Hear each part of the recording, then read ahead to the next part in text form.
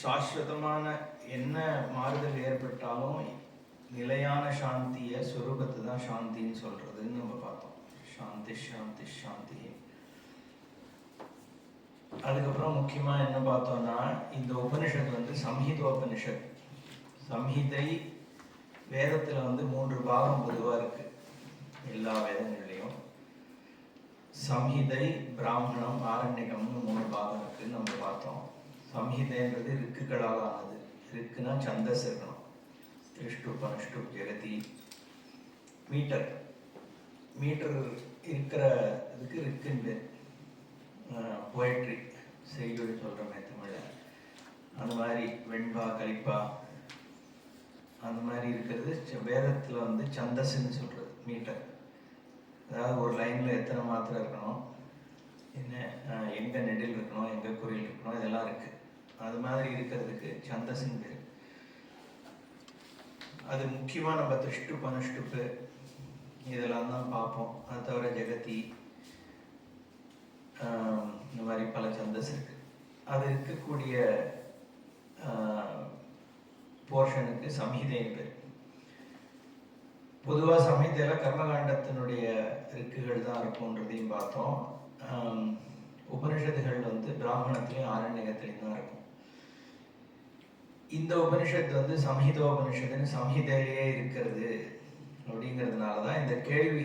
நேற்று கிளாஸில் என்ன பார்த்தோம்னா, இதை நீ உபனிஷத்து தான் எப்படி சொல்ற, ஏன் இது கர்மாவை சொல்ற விஷயமாக எடுத்துக்க கூடாதுங்கிற கேள்வி வர்றதுனால சங்கரர் இதை எஸ்டாப்ளிஷ் பண்ணார். ஆத்மா கர்மசேஷமாக இருக்க முடியாது.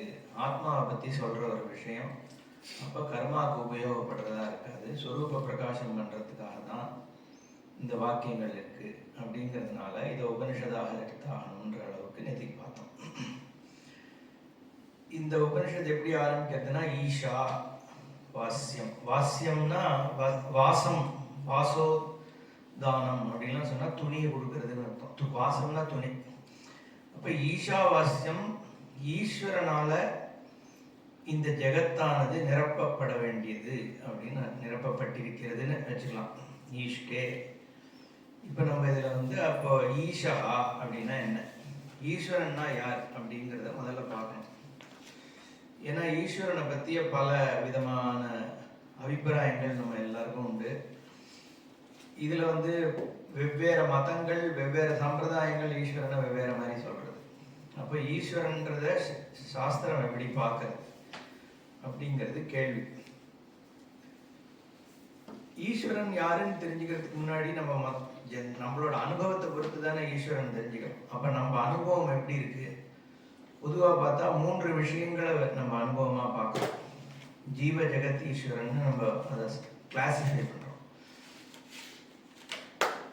நான் அடிப்படையாக எனக்கு என்ன தெரியுதுன்னா, நான் ஒருத்தர் இருக்கேங்கிறது முதல்ல தெரியுது இல்லையா? அதுதான் ஜீவன். இப்போ நம்ம சாமான்யமாக எடுத்துப்போம். ஜீவன்னா நான்ற ஒரு பொருள் இருக்கு, ஏதோ ஒன்று இதை உலகத்தை பார்த்துன்னு இருக்கு, அது ஜீவன். ரெண்டாவது என்னுடைய அனுபவத்துக்கு உள்படுகின்ற விஷயங்களை ஜெகத்துன்னு சொல்றோம். ஜெகத்துங்கிறது என்னோட இம்மீடியட் அனுபவமா இருக்கலாம். என் கண்ணில் இப்போ நான் பார்த்துன்னு இருக்கிறது, இது வரைக்கும் நான் பார்த்தது, இனிமே நான் பார்க்கக்கூடியது, இல்லை நான் பார்க்காமல் என்னோட இக்னரன்ஸ்ல இருக்கிறது, எல்லாமே ஜெகத்துல சேர்த்தி. அந்த தேகமும் தேகத்தில் சேர்த்தியா இல்லையாங்கிறதுலாம் நம்ம ஏற்கனவே பார்த்தோம். பட் 2 ப்ராடா கிளாசிஃபை பண்ணோம்னா, நான்ற ஒரு ஜீவன் என்னுடைய ஜெகத், மற்ற ஜீவன்களும் என் ஜெகத்துல சேர்ந்துருக்குது இல்லையா? அடுத்த பர்சனு, ஆடு மாடு அதெல்லாம் ஜீவன் சொன்னாலும் கூட என்னுடைய ஜெகத்துல தான் அதெல்லாம் வருது. ஏன்னா ஜீவன்ற அந்த ஆத்மாவை நம்ம பார்க்கறது இல்லை, ஸ்தூலமான ஒரு சரீரங்களை தான் பார்க்குறோம். அப்போ அது எல்லாமே ஜெகத்துல சேர்ந்துருது. அப்போ ஜீவன் ஒன்றாச்சு, ஜெகத்து 2 ஆச்சு. இப்போ ஈஸ்வரன் எங்க வரான் அப்படிங்கிறதான் கேள்வி. இந்த ஜெகத்தை நான் பார்க்கும் பொழுது இது ஒரு சாமான்யமான ஒரு ஜெகத்தா தெரியல, ஏதோ நேச்சர்னு சொல்றமே ஒழிய, இந்த நேச்சரை பொறுத்த வரைக்கும் இதுல பயங்கரமான ஒரு இன்டெலிஜென்ஸ், அறிவுபூர்வமான ஒரு சிருஷ்டியா இருக்கு. ஏன்னா இப்ப இந்த கை இயங்கிறது, இந்த ரிஸ்ட் மணிக்கட்டு இயங்கிறதுனா அந்த இயக்கத்துக்கு பின்னாடி எவ்வளவு பெரிய இன்டெலிஜென்ஸ் இருக்க வேண்டியிருக்கு. இதை மாதிரி ஒரு ரோபோ பண்றதுக்கு இன்னி வரைக்கும் நம்ம கஷ்டப்பட்டு இருக்கோம். இப்போ என்னுடைய கண்ணு வந்து ஒரு விஷயத்தை பார்க்கிறது அப்படின்னு சொல்லும் பொழுது அதுக்கு பின்னாடி எத்தனை விஷயம் இருக்க வேண்டியிருக்கு. லைட்டு வரணும், ஏதோ ஒரு சூரியனோ ஏதோ ஒரு சோர்ஸ் ஆஃப் லைட் இருக்கணும். அந்த லைட்டு ஒரு பொருளில் ரிஃப்ளெக்ட் ஆகி அந்த பொருளினுடைய தன்மை வந்து லைட் வழியாக வரணும். அப்புறம் அது என்னுடைய உடம்புல ஒரு இந்திரியம் ஒன்று வந்து அந்த லைட்டை சென்ஸ் பண்ணணும். ரெட்டினா இருக்கு, அதில் போய் அந்த லைட்டு நர்வ்ஸ் வழியாக என்னோட பிரெயினுக்கு போகணும். என் பிரெயின் வந்து இது இந்த பொருள் அப்படிங்கிறது இப்போ இது எல்லாம் வந்து தானாக ஏற்பட்டுடுது. ஒரு இன்டெலிஜென்ஸே இல்லாமல் ஒரு புத்திசாலியான ஒரு வஸ்து வந்து இதை ஏற்படுத்தாமல் இது தானாதான் ஏற்பட்டுடுது அப்படின்னு சொல்றது ஏத்துக்கிறது கஷ்டமா இருக்கு. ஒரு கண்ணனுடைய இன்டெலிஜென்ஸ், கண் எப்படி இயங்குதுன்னு புரிஞ்சுக்கிறதுக்கே நமக்கு இத்தனை வருஷங்கள் ஆயிருக்கு, இன்னும் ரிசர்ச் போயிட்டு இருக்கு. அதே மாதிரி இன்னொரு கண்ணை வந்து கிரியேட் பண்ண கூட முடியல இல்லையா? அப்போ கண்ணுங்கிறது இது மாதிரி ஒன்று. இப்போ ஹியூமன் பிரெயின் இருக்கு, பாடி இருக்கு. இது ஒரு ஹியூமனுக்கு மட்டுமே இத்தனை சயின்ஸ் இருக்கு. பயாலஜி இருக்கு, பாட்டனி ஆஸ்பெக்ட்ஸ் இருக்கு, எல்லாமே இருக்கு. ஓகே, பிசியலாஜி இருக்கு. இந்த மாதிரி பல விதமான விஷயங்கள்னால தான் ஹியூமன் பாடியே நம்ம புரிஞ்சுக்க ட்ரை பண்றோம். அந்த மாதிரி எத்தனை உயிரினங்கள் இருக்கு, லட்சம் இருக்கு. ஒன்று ஒரு மாதிரி ஃபங்க்ஷன் பண்ணிட்டு இருக்கு. அப்புறம் இது எல்லாமே சிம்பயாட்டிக் கோ எக்ஸிஸ்டன்ஸா இருக்கு. இப்போ வந்து ஒன்று தனித்தனியாகவும் இயங்கலை. சூரியன் இன்னைக்கு பகல்னு ஒன்று இருக்கணும், ராத்திரின்னு ஒன்று இருக்கணும்னா அதுக்கு சூரியன்டேருந்து இத்தனை டிஸ்டன்ஸில் பூமி இருந்தால் தான் எனக்கு வந்து எவ்வளோ போதுமான ஹீட்டு தேவையோ பூமிக்கு அந்த டிஸ்டன்ஸில் நம்மளை எர்த்து வைக்கப்பட்டிருக்கு. இன்னும் கொஞ்சம் கிட்ட இருந்தால் பசிக்கு போயிருப்போம். அப்போது அந்த டிஸ்டன்ஸில் இருக்குது. பகல் ராத்திரின்னு வரணும்னா அதுக்கேற்ற மாதிரி பூமி சுற்றின்னு இருக்கு. பூமி சூரியனை வேற சுற்றி வருது. அதனால் இதெல்லாம் நம்ம ரித்துக்கள்லாம் வருது, மழை பெய்யுறது. ஒரு இடத்துல ஜலம் வேணும்னா அதுக்கு மழை ஏற்பாடாயிருக்கு. மேகம் வரணுங்கிறதுக்கு அதுக்குன்னு ஒரு சயின்ஸ், அது ஒரு கைண்ட் இருக்கு. அதுக்கப்புறம் ஒரு பிளான்ட் வந்து அதை எப்படி ஃபோட்டோசிந்தசிஸ் பண்ணணும், சாப்பாடை எப்படி ப்ரொடியூஸ் பண்ணணுங்கிறது அதுக்கான ஒரு சிஸ்டம். இப்போ இது எல்லாம் என்ன, இதெல்லாம் எல்லாமே சேர்ந்து நடந்தால் தான் நம்ம உயிரே வாழ முடியும். இப்போ நான் இருக்கேன்னா எனக்கு சுவாசம் பண்ணுறதுக்கு காற்று தேவைப்படுது, அதுவும் கொடுக்கப்பட்டிருக்கு. அப்போ இதை புரிஞ்சுக்கிறதுக்கே நமக்கு வந்து கேப்பபிலிட்டி இல்லைங்கிற பொழுது இது தானா சிருஷ்டியாச்சு, இத்தனை புத்திசாலித்தனமும் தானாவே உற்பத்தி ஆயிடுது அப்படின்னு சொல்றது ஏற்றுக்கக்கூடியதா இல்லை. அதுக்கு தான் நம்ம அப்போ ஏதோ ஒரு சிருஷ்டி பண்ணக்கூடிய ஒரு தத்துவம் இருந்தாதான் இவ்வளோ இன்டெலிஜென்ஸு ப்ராடக்ட்ல இருக்க முடியும். ப்ராடக்டினுடைய நம்ம செய்கிறவன் கண்ணுக்கு தெரியலன்னா கூட அந்த ப்ராடக்ட்ல ஒரு புத்திசாலித்தனம் இருந்தா அதை செய்யற ஒரு புத்திசாலித்தனம் எங்கேயோ இருக்கு அப்படிங்கிறது தெரியுது. அதுதான் இந்த எக்ஸாம்பிள் ஒன்று கொடுப்பாரு சுவாமிஜி. வந்து இப்போ யாரோ ஒருத்தர் சொல்றா இந்த லேப்டாப்புங்கிறது வந்து இயற்கையா வருது. வந்து மானசரோவர்னு ஒரு லேக் இருக்கு. அங்க வந்து தினம் காத்தால 7:25க்கு அப்படியே தட லேப்டாப்பா ஸ்ப்ரிங் மாதிரி வெளியில வந்து கொட்டுறது அப்படின்னு சொன்னான்னா யாரும் நம்ப மாட்டோம். ஏன் நம்ப மாட்டோம்? லேப்டாப்புங்கிறதுல வந்து இவ்வளோ இன்டெலிஜென்ஸ் இருக்கு. எனக்கு இதை யார் பண்ணான்றது தெரியலன்னா கூட இந்த ப்ராடக்ட்ல இருக்கிற இன்டெலிஜென்ஸ் வச்சு யாரோ ஒரு இன்டெலிஜென்ட் வஸ்து தான் இதை பண்ணியிருக்கணும் அப்படிங்கிறத என்னால் இன்ஃபர் பண்ண முடியாது. அதனால ஈஸ்வரன் ஒரு சிருஷ்டிகர்த்தா அப்படின்னு ஒருத்தன் இருக்கான்றது. அதனாலதான் எல்லா மதங்களும் அதை வந்து ஏத்துக்கிறது. ஏதோ ஒரு இன்டெலிஜென்ஸ் இல்லாம இது நடக்காது அப்படிங்கிற அளவுல நம்ம ஏத்துக்க வேண்டியது. இதைதான் நம்ம ஈஸ்வரன் சொல்றோம். ஓகே, இப்ப இதுல என்ன கேள்வினா, ஒருத்தர் தான் இதை சிருஷ்டி பண்ணியிருக்காரா இல்ல பல பேர் பண்ணார்களா? அது நமக்கு தெரியாது. ஓகே, பல பேர் பண்ண முடியுமா? பண்ணினதுக்கு அப்புறம் இந்த சிருஷ்டியானது ஒன்ஸ் பண்ணிட்டு அப்படியே விட்டாச்சா, அதுவா இயங்கின்னு இருக்கா, இல்ல கண்டினியூஸா அதை ஒருத்தர் இயக்கணுமா? இந்த மாதிரி கேள்விலாம் இருக்கு. இப்போ பூமி சுத்துதுன்னா எப்பவும் சுத்தின்றே தான் இருக்கு. அதே மாதிரி ஒரு நாளைக்கு 2 டிகிரி தள்ளி வந்து சுத்த ஆரம்பிச்சிடுச்சுன்னா முடிஞ்சிடுது இல்லையா? அது அந்த ஆர்பிட்னா அந்த ஆர்பிட்ல தான் சுத்தி ஆகணும். அதே மாதிரி எல்லாமே அதனுடைய காரியங்களை செஞ்சுட்டே இருக்கு. எல்லா விதமான இந்த நேச்சுரல் ஃபோர்ஸஸ் வந்து கான்சியஸா அது கண்டினியூஸா இயங்கிட்டே இருக்கு. இப்ப இந்த மாதிரி இயக்கம் இருக்கும் பொழுது அதுக்குன்னு தனியா ஒருத்தர் உட்காந்து அதை வந்து இயக்கிறாளான்ற ஒரு கேள்வி வருது. ரெண்டாவது, இந்த சிருஷ்டியை பார்த்தோம்னா லிமிட்லெஸ்ஸா போயிட்டே இருக்கு. எவ்வளோ ஒவ்வொரு ஸ்டாரும் ஒரு சன்னு சொல்றோம். நமக்கு தெரியற ஸ்டார்ஸ் வந்து அதுவே கவுண்ட்லெஸ் ஸ்டார்ஸ் இருக்கு. நம்ம கண்ணுக்கு நேக்கட் ஐ அப்சர்வேஷன்ல அவ்வளோ ஸ்டார்ஸ் தெரியாது. நமக்கு தெரியாதது எவ்வளோ இருக்கணும் நமக்கு தெரியாது. இதுல சில ஸ்டார்ஸ், கடைசியில இருக்கிற ஸ்டார்ஸினுடைய லைட் வந்து எத்தனையோ மில்லியன் லைட் இயர்ஸ் டிராவல் பண்ணி இங்க வருதுன்னு சொல்றோம். அப்ப இன்னைக்கு நம்ம ஒரு நட்சத்திரத்தை பார்க்குறோம்னா அந்த லைட் அந்த நட்சத்திரத்திலேருந்து கிளம்பியே ஆயிரக்கணக்கான வருஷம் ஆயிருக்கும்ன்றான். அப்போ அத்தனை நாள் கழிச்சு தான் அந்த லைட் நம்மளை வந்து சேருது. ஆதிசங்கரர் காலத்துக்கு முன்னாடி எப்பயோ கிளம்பின லைட்டு இன்னைக்கு நம்ம பார்க்குறோம். அது வந்து சேர்றது நம்ம கிட்ட அத்தனை நாள் கழிச்சு. அப்போ அது நமக்கு தெரியறதே எவ்வளோ, அதுக்கு வெளியில எவ்வளோ ஸ்டார்ஸ் இருக்கு, எவ்வளோ சன்ஸ் இருக்கு, அதை சுற்றி என்ன பிளானட்ஸ் இருக்கு, அதை சுற்றி என்ன லைஃப் ஃபார்ம் இருக்கு நமக்கு தெரியாது. இந்த எர்த்தில் எவ்வளோ லைஃப் ஃபார்ம் இருக்குன்றதே நமக்கு தெரியாது. கவுண்ட்லெஸ்ஸாக இருக்கு. இங்கே நம்ம மனுஷனை மட்டும் பார்க்குறோம். இந்த ஸ்பேஸில் வந்து எவ்வளோ கண்ணுக்கு தெரியாத லைஃப் ஃபார்ம்ஸ் இருக்கு. எத்தனை வைரஸ், பாக்டீரியா, அமீபா எவ்வளோ இருக்கு. நம்ம உடம்புக்குள்ள எத்தனை தௌசண்ட்ஸ் இருக்கு. அப்போ இது எல்லாமே ஒரு ஜீவன் தானே. இத்தனை ஜீவன்களும் வாழறதுக்கான ஏற்பாடும் இங்க இருக்கு. தமிழ்ல வந்து கல்லினுள் தேரைக்கும் கருப்பை உயிருக்கும் பகவான் தான் சாப்பாடு கொடுக்குறாருன்னு ஒரு வழக்கம் உண்டு. எங்கேயோ ஒரு மலைக்குள்ள ஒரு கல்லுக்குள்ள இருக்கிற ஒரு ஓட்டைக்குள்ள ஒரு தேரைன்னு ஒரு பூச்சி இருந்தா கூட அதுக்கு அங்க சாப்பாடு போய் சேர்ந்துருது இல்லையோ. அப்போ அந்த மாதிரி இத்தனை லைஃப் ஃபார்ம்ஸ் வாழறதுக்குமான ஏற்பாடுகள் சிருஷ்டியில இருக்கு. இதெல்லாம் வந்து பகவான் ஒருத்தர் இல்லாம தானாவே எல்லாமே நடந்துட்டு இருக்கு. இயற்கைன்றது ஏத்துக்கக்கூடியதாக இல்லை. பல பகவான் ஒவ்வொன்னு பார்த்துட்டு இருக்காராங்கிறதும் புரியல. ஆனா இன்னொன்னு என்ன இருக்குன்னா, ஒண்ணு தனித்தனி நியத்தியா இருக்கு. அதாவது வந்து பார்த்தல், ஐசைட்டுங்கிறது அதுல ஒரு ஆர்டர் இருக்கு. இப்போ ஹியூமனும் பார்க்கறான், ஆடு மாடும் பார்க்கறது, பூச்சிகளும் பார்க்கறது, வௌவாலும் பார்க்க, எல்லாமே பார்க்கறது. ஸோ பார்வைங்கிற ஒரு ஆர்டர் இருக்கு, நியத்தி இருக்கு. அதே மாதிரி வந்து உடம்புனுடைய இப்போ சாப்பாடுங்கிறது ஒரு நியத்தியா இருக்கு. இப்படிதான் சாப்பிடணும், டைஜஷன் ஒன்று ஆகுறது. குரங்கா இருந்தாலும் அது ஆறுது, மனுஷனா இருந்தாலும் ஆறுது, எலியா இருந்தாலும் ஆறுது. அதனாலதான் எலிக்கு ஒரு மருந்து வச்சு அது சரியா ஒர்க் பண்ணிட்டுனா மனுஷனுக்கு கொடுக்குறான். சயின்டிஸ்டே என்ன பண்றான், உனக்கு எலியில டெஸ்ட் பண்ணிட்டு எலியில ஒர்க் ஆச்சுன்னா உனக்கும் ஒர்க் ஆகும்னு போறது. ஏன், ஒரு ஆர்டர் இருக்கிறதுனால தானே அது முடியுது. இப்போ இல்லைன்னா எலிக்கு ஒர்க் ஆகுது இப்படி ஹியூமனுக்கு ஒர்க் ஆகுதுன்னு நம்ம சொல்ல முடியும்னா அந்த பர்டிகுலர் ஆர்டர் காமனா இருக்கு. எல்லா அனிமல்ஸுக்கும் டைஜஷன் ஒரு சிஸ்டம் இருக்கு. ஒரு அந்த மாதிரி ஒரு நியத்தின்னு ஒன்று இருக்கு. ஸோ அப்போ இந்த நியத்திகள் வந்து தனித்தனியா இயங்குறது. இப்போ நான் உயிரோட இருக்கேன்னாலும் என் ஹார்ட் எப்படி ஃபங்க்ஷன் ஆகுதுங்கிறத வந்து நான் கான்சியஸா இயக்கலை. நான் தூங்கும் போதும் அது ஃபங்க்ஷன் ஆகிட்டு இருக்கு. கிட்னி நம்ம தூங்கும் போதும் அது பாட்டு இயங்கிட்டு இருக்கு.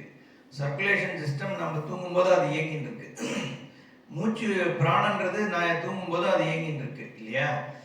அப்போ இத்தனை சிஸ்டம், டிஸ்ட்ரிபியூஷனா இருக்கட்டும், சர்க்குலேஷனா இருக்கட்டும், எந்த விதமான ஆஸ்பெக்ட்ஸ் வந்து அது ஒரு தனி இன்டெலிஜென்ஸா இயங்குது.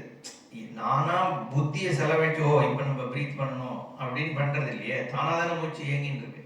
அப்போ அது ஒரு தனி இன்டெலிஜென்ஸா நம்ம உடம்புலையும் இயங்குறது, இயற்கையிலையும் இயங்கிட்டு இருக்கு. எல்லாமே இன்டெலிஜென்ட் இயக்கமா இருக்கு. ஸ்திதின்னு அதை தான் சொல்றோம். ஸ்திதி நடக்கும் பொழுது அது கான்ஸ்டன்டா இது நடந்துட்டே இருக்கு. அப்படிங்கிற பொழுது இப்ப இந்த ஈஸ்வரனை எப்படி புரிஞ்சுக்கிறது? ஓகே, மற்ற மதங்கள் என்ன சொல்றது, ஈஸ்வரன் கர்த்தாங்கிறவர் வந்து உலகத்தை வந்து முதல்ல ஏற்படுத்திட்டு அவர் எங்கேயோ ஒரு இடத்துல உட்காந்துருக்கார் அப்படின்னு சொல்றான் இல்லையா. முக்காவாசி ஏப்ரஹாமிக் ரிலிஜியன்ஸோட பிலீஃப் காடுங்கிறது அவனை பொறுத்த வரைக்கும் கர்த்தானா கிரியேட்டர். அவன் கர்த்தாங்கிற வார்த்தையை சொன்னா கிரியேட்டர்னு அர்த்தம். கிரியேட் பண்ணவன் வந்து இதை கிரியேட் பண்ணிட்டு எங்கேயோ இருக்காரு. எங்கேருந்து கிரியேட் பண்ணாருன்னா, சில பேர் சொல்றான் ஏற்கனவே மெட்டீரியல் இருந்து கிரியேட் பண்ணாருன்றான். சில பேர் out of nothing God created the world அப்படின்னு சொல்றான். நத்திங்லேருந்து எப்படி கிரியேஷன் பண்ண முடியுங்கிறது நம்ம கேட்குற கேள்வி. ஓகே, அப்போ இந்த கிரியேஷன் வந்து ஒரு மெட்டீரியல் தேவை. எந்த ஒரு கிரியேஷனா இருந்தாலும் ஏதோ ஒரு மெட்டீரியலை வச்சு தானே கிரியேட் பண்ணியிருக்கணும். அப்போ இவ்வளோ பெரிய ஜெகத்துக்கான மெட்டீரியல் எங்கேருந்து வந்தது? ஓகே, அப்படி மெட்டீரியல் பகவானுக்கு முன்னாடியே இருந்தது, ஈஸ்வரனுக்கு முன்னாடியேன்னா அந்த மெட்டீரியலை யார் கிரியேட் பண்ணா? இது ஒரு கேள்வி வருது. இன்னொன்னு என்னன்னா, கிரியேஷன் முடிஞ்சதுக்கு அப்புறம் பகவான் எங்கேயோ ஒரு இடத்துல உட்காந்துருக்காருன்னா இதை இயக்கின்னு இருக்கிறது யார் இல்லையா? அது தனித்தனியால அதுக்கு ஆள் போட்டு வச்சிருக்காரா? இது மாதிரி கேள்வி எல்லாம் வர்றது. அப்போ அதை தவிர இன்னொரு கேள்வி என்னன்னா, அப்படி ஒருத்தர் ஈஸ்வரன் இருந்தாலும் அவரை நான் ஏன் தெரிஞ்சுக்கணும், ஏன் வேண்டணும் அப்படிங்கிற கேள்வி இருக்கு.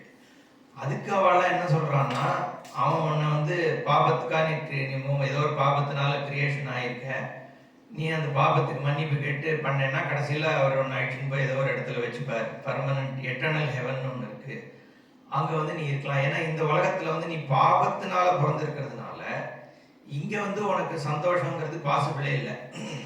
ஓகே, உன்னோட பர்த்தே வந்து பர்த் சின்னால் ஏற்படுற பர்த் தான். அப்போது அந்த இறைவனை நீ வேண்டிகிட்டே இருந்தேன்னா யாரை கிரியேட் பண்ணாரோ அவன் நாளைக்கு வந்து உனக்கு எட்டர்னல் ஹெவன் ஒரு இடத்துல நம்புறவனை மட்டும் எடுத்துன்னு போய் வச்சுப்பான். அதனால நீ வந்து நீ நம்பிதான் ஆகணும், இல்லைன்னா நீ நரகத்துக்கு போவேன்னு ஒரு கான்செப்ட் சொல்றான்.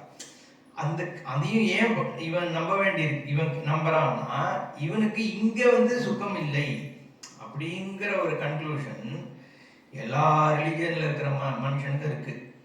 அந்த கன்க்ளூஷன் இருக்கிறதுனால தானே அங்க போயாவது நான் சுகமா இருக்க முடியும்னு ஒரு நம்பிக்கைக்கு அவன் போறான், ரிலிஜியனுக்கு போறான். ஓகே, ஸோ இதெல்லாம் இப்படி இருக்கு.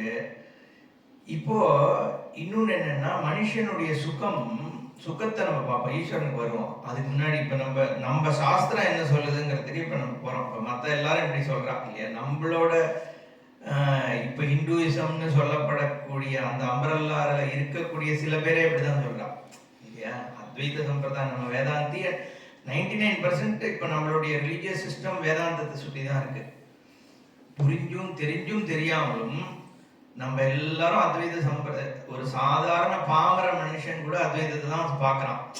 என்னன்னா எந்த ஒரு எங்கேயோ அன்டிஸ்டர்ப்டா இப்போ வந்து கிறிஸ்டியானிட்டி தான் இன்ஃப்ளூயன்ஸ் ஆகாத ஏதோ ஒரு மலையிலையோ காட்டிலையோ இருக்கிற ஒருத்தன்ட்ட போய் கூட ஒரு ட்ரைபல் ஆள்கிட்ட போய் கடவுள் எங்க இருக்கார் அப்படின்னு இந்தியாவில் கேட்டோம்னா இன்னைக்கும் என்ன சொல்லுவான்? கடவுள் எங்கும் இருக்கிறாருன்னு தான் சொல்லுவான். எங்கேயோ சொர்க்கத்தில் உட்காந்துருக்காருன்னு யாரும் சொல்ல மாட்டான். ஏன்னா அது இந்த அத்வைத திருஷ்டி தான். இப்போ அதே மாதிரி இப்போ நம்மளுடைய பண்டிகைகள் எடுத்துட்டோம்னா எல்லாமே அத்வைத திருஷ்டி தான். ஒரு சரஸ்வதி பூஜை பண்றோம்னா நம்ம என்ன பண்றோம்? வித்யை ஈஸ்வரனா பார்க்கறோம், லக்ஷ்மி பணத்தை ஈஸ்வரனா பார்க்கறோம், குழந்தைகளை சந்தான லட்சுமின்னு ஈஸ்வரனா பார்க்கறோம், வீரத்தை லட்சுமியா பார்க்கறோம், தைரிய லட்சுமி, தனலட்சுமி, தானிய லட்சுமி எல்லாமே ஈஸ்வரனா தான் பார்க்கறோம். அதே மாதிரி காலை பற்றக்கூடாது குழந்தை மேல, குழந்தையே பகவான் தான். நம்மளோட உடம்பையே ஈஸ்வரனா தான் நம்ம பார்க்கறோம். இன்ஃபேக்ட் இந்த நெத்திக்கிட்டுக்கிறது, பூ வச்சுக்கிறது, பொட்டு எல்லாமே வந்து தேகத்தையே தேகோ தேவாலயான்னு இதுவும் ஈஸ்வரன். அதை தவிர மலையே வந்து பகவான் அப்படின்னு அருணாச்சலம், ஹிமாச்சலம், வேதாச்சலம், அது இதுன்னு சேஷாச்சலம், மலை எங்க பார்த்தாலும் வந்து மலையை வேண்டிட்டு இருக்கும். அப்புறம் வந்து வனத்தை வந்து மரங்கள் க்ஷேத்திரத்துல இது வந்து அத்தி மரம், இது வந்து வன்னி மரம், இந்த க்ஷேத்திரத்துல இருக்கிற விருட்சம் அப்படின்னு அதை வேண்டுறோம். அதே மாதிரி பறவைகள், கருடனை வந்து அது ஈஸ்வரன், யானை வந்து அது பகவான். ஓகே, யானையினுடைய மத்சகம் பகவான். அது மாதிரி இருக்கு, எந்தெந்த இடத்துல இருக்குன்னு. வில்வத்துல வந்து அதனுடைய ரூட்ல வந்து லட்சுமி இருக்கா, சுமங்கலியோட வகுடுல சீமந்தத்துல வந்து லட்சுமி இருக்கா, யானையோட மஸ்தகத்துல வந்து லட்சுமி இருக்கா, பசுமாட்டு உடம்பு முழுக்க எல்லா பகவானும் இருக்கு. இது மாதிரி ஒரு ஆடு மாடா இருக்கட்டும், மரமா, இதெல்லாம் எங்கேருந்து வருதுன்னா சர்வவியாபியா ஈஸ்வரன் இருக்கான்ற அந்த ஒரு ஞானத்தினாலதான் சாமானிய ஒரு மனுஷனுடைய வாழ்க்கையிலும் இருக்கு. சாப்பாடே பகவான் தானே. நம்ம அன்னமே 6 பருக்க முதல்ல வந்து பிராணனுக்கு ஒண்ணு, அபானனுக்கு ஒண்ணுன்னு போடுறோம், அப்புறம் பிரம்மனே ஸ்வஹா போடுறோம் கடைசியா. பிரம்மன்னா ஈஸ்வரன் தான். அதே மாதிரி அந்த சாப்பாடையும் பகவானா தான் பார்க்கறோம், அன்னமே வந்து பகவான் தான். அப்போ எதை பார்த்தாலும் ஈஸ்வரனா பார்க்கறது எங்கேருந்து வருதுன்னா அத்வைத சம்பிரதாயத்துல தான் வருது. தெரிஞ்சும் தெரியாமலும் நம்ம நாட்டுல வந்து எல்லாரும், இங்க நம்ம தமிழ்நாட்டுல இருந்து வைஷ்ணவம் இருக்கு, அது இருக்கு, இது இருக்குன்னு சொல்லுவோமே ஒழிய எல்லாம் கடைசியில விபூதி தானே இடுறான். 99% பாமரன் என்ன பண்றான்? நெத்திக்கு 90 தான் இடுறான். அதுவே வந்து அத்வைதம் தான். ஏன்னா சாம்பல்ங்கிறது எதை சொல்லுதுன்னா சத்துரூபமான ஈஸ்வரனை சொல்லுது. ஏன்னா பகவான் யாரு? நமக்கு ஃபைனலா என்ன சொல்றோம்? நாம ரூபங்களை கடந்து எல்லா இடத்துலயும் வியாபிச்சிருக்கிற ஒரு ஆதாரமான பொருள். அங்கெங்குணாதிபதி எங்கும் நிறைந்த பரிபூரணானந்த ஸ்வரூபம்னு சொல்றது நம்ம தமிழ்ல. அப்போ எங்கும் நிறைஞ்சு ஒண்ணு இருக்கு. எது இருக்குன்னா நாமரூபம் இல்லாம சத்வஸ்து தான் இருக்கு. அதுக்கு ஈக்குவலண்ட் தான் இந்த பஸ்மம்னு சொல்றது, விபூதிய. ஏன்னா நீ எந்த ஒரு பொருளை வந்து எரிச்சாலும் அது முதல்ல வந்து வேற ஒரு ஃபார்ம் ஆகும். அதை ஃபர்தர் எரிச்சோம்னா என்ன ஆகும்னா அது கருப்பு சாம்பல் ஆகும். கருப்பு சாம்பலையும் நம்ம எரிச்சோம்னா வெள்ளை சாம்பல் ஆகும். வெள்ளை சாம்பலை எவ்வளவு எரிச்சாலும் அது வெள்ளை சாம்பலாவே தான் இருக்கும், அது மாறாது. அப்போ என்ன, அதனால என்ன தெரிய வருதுன்னா எல்லா நாமரூபத்தையும் நீ குறைச்சுட்டே போனேன்னா கடைசியில மீதி இருக்கிறது என்ன?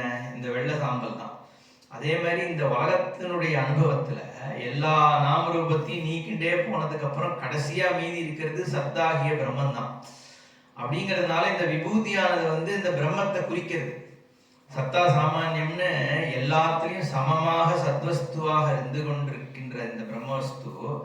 அதனாலதான் 3 திரிபுண்டரம்னு சொல்றோம். ஏன் அதுவுமே ஏன் சொல்றான்னா வேக்கன், ட்ரீம், டீப் ஸ்லீப் 3 ஸ்டேட்டாவும் எடுத்துக்கலாம். 3 ஸ்டேட்லயும் பிரம்மன் தான் இருக்கு. என்ன அதே மாதிரி 3 குணமாகவும் பிரம்மமா தான் இருக்கு. பூலோகம், சொர்க்கலோகம், பாதாள லோகம் 3 லோகமாகவும் பிரம்மன் தான் இருக்கு. எதை எடுத்தாலும் இந்த 3 சொல்றோம். அந்த 3மே பிரம்மவஸ்து தான், சத்வஸ்து தான். அப்படிங்கிறதுனாலதான் திரிபுண்டரமாக இடுற வழக்கம் இருக்கு. அப்ப இதுதானே விபூதியை தானே வந்து 95% பீப்புள் போடுறா. அப்ப என்ன அர்த்தம்? தெரிஞ்சும் தெரியாமலும் அத்வைத சம்பிரதாயம் தான் இந்த நாட்டு முழுக்க பரவி இருக்கு. இருப்பினும் ஒரு நம்ம இதுல சில சம்பிரதாயங்கள், இன்னுமே வைஷ்ணவ சம்பிரதாயங்கள்லாம் என்னன்னா கடவுள்ன்றது இந்த ரூபத்துல இந்த இடத்துல இருக்கிறவர் தான் அப்படின்னு அவளும் சொல்றது இருக்கு. அவர் இப்போ அதுல ஒத்த என்ன சொல்றான்னா விசேஷண விசிஷ்டமாக சர்வவியாபியா பகவான் இருந்தாலும் சொர்க்கமாகிய அந்த வைகுண்டம் தான் உனக்கு மோட்சம் கொடுக்கறதுன்னு சொல்றான். இன்னொத்த வந்து நீ வேற, கடவுள் வேற, உலகம் வேற, எல்லாம் வேறையா இருக்கு, எங்கேயோ இருக்கார் அப்படின்னு சொல்றான். ஸோ இந்த மாதிரி சில சம்பிரதாயங்களும் இருக்கு, இல்லைன்னு நம்ம சொல்றதுக்கு இல்லை. இப்போ நம்ம இதை புரிஞ்சுக்கணும். இன்னொன்று என்ன புரிஞ்சுக்கணும்னா, நம்மளுடைய சித்தாந்தப்படி இந்த 33 கோடி தேவர்கள்னு வேற ஒன்று சொல்றோம். அது வேற வந்து நம்மளை வந்து எல்லாம் கிரிட்டிசைஸ் பண்றான். அது எப்படி இவ்வளோ கடவுள் இருக்கார், இதை வச்சு கன்வெர்ட்டே பண்றான்.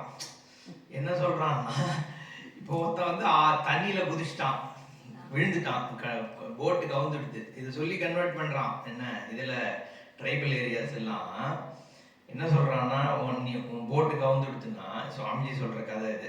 ஆனா இது நடந்து நம்ம படிக்கிறோம். என்ன போட்டு கவுந்துடுத்து ஒருத்தன் தத்தளிச்சுட்டு இருக்கான். அப்போ நம்ம மதத்துல என்னன்னா கடவுள்லாம் கன்ஃபியூஸ் ஆயிடுமா. இவனை வந்து அவர் காப்பாற்ற போறாரா, நான் காப்பாற்ற போறேன்னா, பிள்ளையார் காப்பாத்துறாருன்னு சிவன் விட்டுருவாரான், சிவன் காப்பாற்ற போறாருன்னு முருகன் விட்டுருவாரான். அதனால அவன் முழுகி போயிடுவான். அதனால எங்க மதத்துக்கு வந்தேன்னா கடவுள் ஒருவனே தேவன், அவருக்கு கிளியரா தெரியும் வந்து நான் தான் காப்பாத்தியான்னு வந்து காப்பாத்திட்டு வரேன்னு அவன் சொல்றான். அதுக்குதான் சாமிஜி சொல்லுவார், இந்த மாதிரி சொல்லி ஏமாத்துறவன்ட்டு நம்ம வேற மாதிரி கதை சொன்னோம். ஒரு ஆள் முழுகிட்டு இருந்தான்னா ஒரு ஆள் வந்துடுவார். வெவ்வேறு இடத்துல வெவ்வேறு ஆள் முழுகிட்டு இருக்கான், 20 பேர் முழுகிறான்னா ஒரு ஆள் இவனை காப்பாத்துவாரா அவனை காப்பாத்துவாரா? எங்கிட்ட எல்லாம் 33 கோடி தேவர்கள் இருக்கா, அவன் வந்து ஒவ்வொருத்தர் இந்த கதையை சொல்லி எப்படி வேணா பண்ணலாம். ஆனா தாற்பயம் இங்க வந்து தேவதைன்றது என்னன்னு புரிஞ்சுக்கணும். நான் ஏற்கனவே சொன்ன மாதிரி ஒன்னொன்னு தனித்தனி இன்டெலிஜென்ஸ். இப்ப நான் தேகம்னு ஒரு ஆளாக இருந்தாலும் என்னுடைய ஹிருதயம் ஃபங்க்ஷன் பண்றதுங்கிறது ஒரு தனி விதமான சக்தி வந்து அதை இயக்கின்னு இருக்கு. அதை நான் வந்து கான்சியஸா போய் இயக்கல. அந்த மாதிரி கண்ணுங்கிறது அது தனியா அது பாட்டு ஃபங்க்ஷன் ஆகிட்டு இருக்கு.